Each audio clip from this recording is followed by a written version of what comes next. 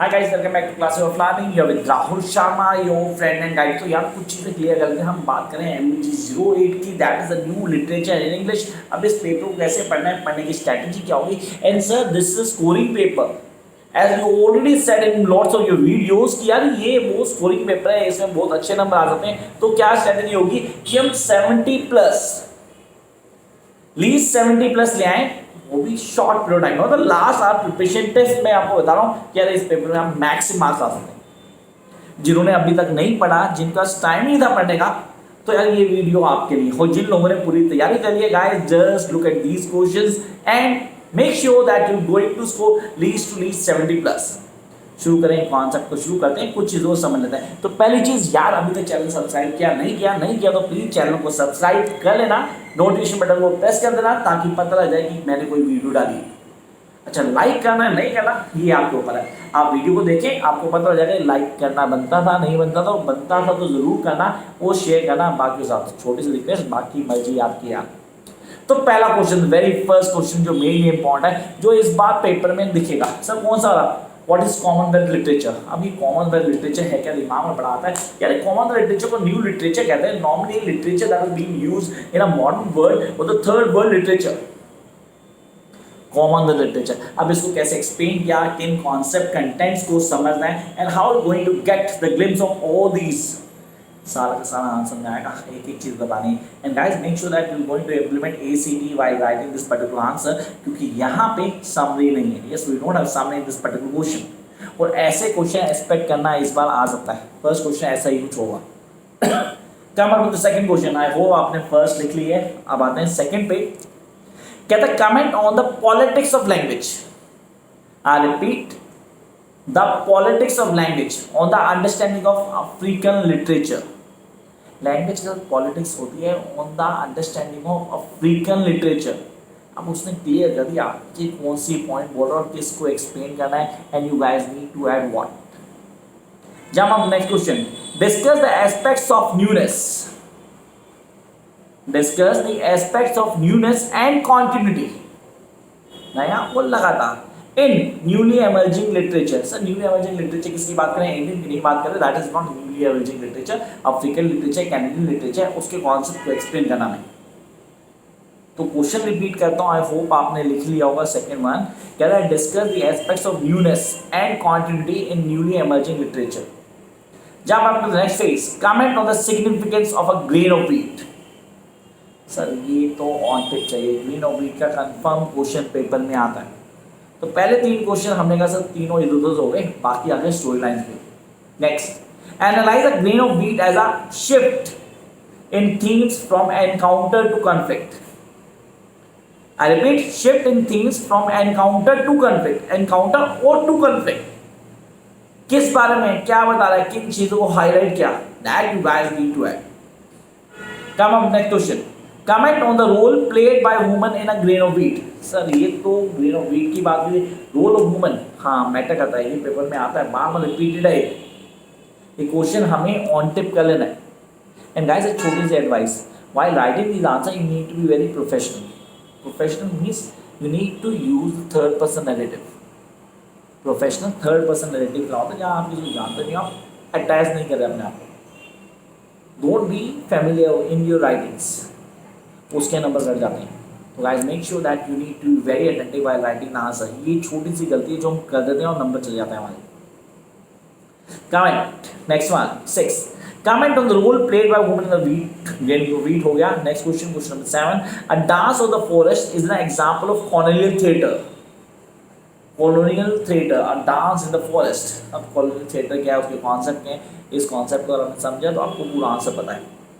Next question number 8, compare and contrast the narrative styles in a grain of wheat and a dance of the forest. ऐसे question पक्का expect करना, ये paper में आते हैं। And we need to give the answer in a perfect sense. How I supposed to write on this answer? मैं इस answer को कैसे लिखूंगा, लिखने का तरीका क्या होगा, किन बेसिक्स को फॉलो करूँगा और कैसे मैं आंसर को इम्प्लीमेंट करूँगा ना बेटर सेंस, ये मैटर करता है। First of all I need to give the introductory of both the stories. Yes, दोनों की इंट्रोडक्टरी देनी पड़ेगी। And then I will give with a certain narrative techniques, उनको ऐड ऑन करना पड़ेगा। And the things that are being shown in this particular place. Jump to the next question, discuss I scan the man as a novel of partition. Sir ये वो novel है जो 100% paper में आता है। The ice Candyman along with the house of mister विश्वास, अभी बात करेंगे हम उसकी, वो भी आएगा जरूर। ये वो दो कंफर्म नॉवल हैं जिनके क्वेश्चन पेपर में होते हैं। तो आइस कैंडीमैन में आपने कैरेक्टर स्केच करने हैं, आपने एप्रोप्रिएट थीम करनी है, आपने कैरेक्टर ऑफ वुमन को हाईलाइट करना है। यही चीजें एप्टनेस हो गया, हमारा नैरेटिव टेक्निक हो गई, मिस्टर विश्वास का कैरेक्टर हो गया, ये मिस्टर विश्वास में आएगा गाइस। ध्यान रखना, मैं क्वेश्चन शायद मेंशन ना करूं लेकिन आपने ये करने ही करने।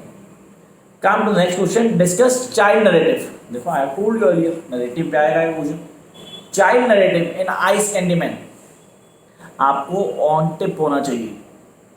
Then question number 11, comment on the justification of the title A House for Mr Biswas. देखो मैं क्वेश्चन पहले ही बता चुका हूँ आप लोगों को, ये क्वेश्चन मैं बोल रहा हूँ। यहाँ मैंने लिखे हुए series these are most expected question, लेकिन मैं आपको टॉपिक्स बता रहा हूँ वो आते हैं बार बार। And then come to next one, comment on the irony, pathos and humour. Yes this something जो पता हो जी, irony, pathos, humour in A House for Mr Biswas. Jump up to the next part. What are the main thematic concerns? I repeat, what are the main thematic concerns in the Stone Angel? The Stone Angels. Sir, ये Stone Angel है, मुझे ना character को समझना है। I need to go through the story. One of the best story that I have read in MEG 08. That is Stone Angel. एक mister विश्वास का क्वेश्चन होते हैं, comment on the metaphorical implication. Metaphorical implication in a house for Mr. Vishwas. Come up to question number 15. The structure of the Stone Angel is based on juxtaposing the past and the present. Yes, juxtaposing. अब juxtaposition क्या है, उसके concept क्या है, किन चीजों को add on करना है, and how we guys are going to get all these things clear. ये matter करता है.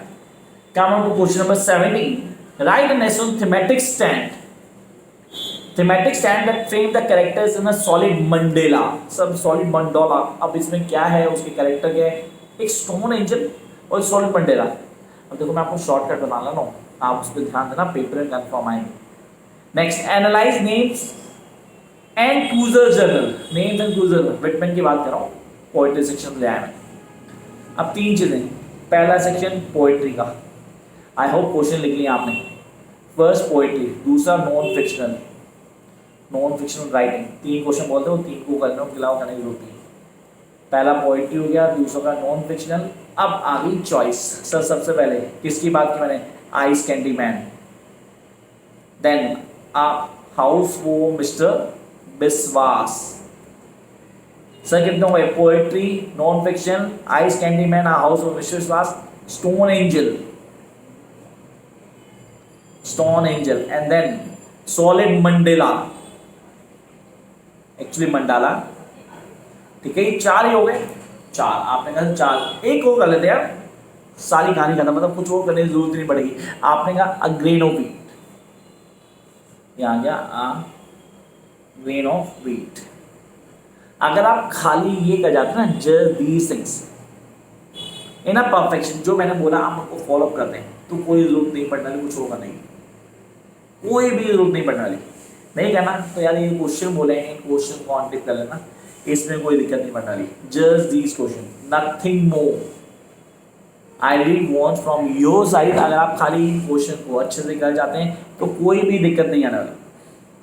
अब स्ट्रेटेजी क्या रहेगी, फाइनल स्ट्रेटेजी कैसे करना है, किस तरह हर चीज़ को करेंगे, इम्प्लीमेंटेशन क्या है, कैसे एक एक चीज़ को क्लियर कर सकते हैं। Guys just concentrate on the basics and you are going to crack each and every point. तो उसके लिए करना क्या, लास्ट ऑफ प्रिपरेशन सबसे पहले क्या करना है आपको, स्टोरी लाइंस को क्लियर करना। First thing, make the story lines clear to you by reading, by listening और whatever you do, I don't care, but you need to clear the story line. And then make sure that you going to make a chart, character chart, जो मैं हमेशा बोलता हूँ guys, you need to make a character chart. जितना अच्छे से character chart बनेगा उतनी अच्छी इम्प्लीमेंटेशन होगी। So you guys really need to make a character chart. Come up to the third point. First क्या था, मैंने आपको बोला आपको स्टोरी लाइन क्लियर करना है, second character chart, and then come up to the fourth, इसके बाद लास्ट में आएंगे write down the summary in your own words, अपने वर्ड्स में पूरी समरी लिखो। जहाँ आपने समरी अपने वर्ड्स में पूरी लिख ली कोई दिक्कत नहीं है। सर आखिरी पेपर में समरी मत लिखना, समरी आपने कॉन्फिडेंट होने की लिखी है, पेपर में नहीं लिखनी है। पेपर में समरी लिखा है ना तो जय माता दी जाएगी seriously, and I really don't want that to be happen with you, क्योंकि वहां गड़बड़ हो जाएगी। जय माता की हमेशा होनी चाहिए seriously, I love my Mata Rani, लेकिन आपने कहा हमें कॉन्सेप्ट क्लियर चाहिए, तो कॉन्सेप्ट क्लियर करने के लिए you guys need to follow the basic steps. Till then, keep watching, like, share and subscribe. Everything is worth to watch. हाँ यार एक छोटी चीज, सबके सबको ऑल द बेस्ट, बाय।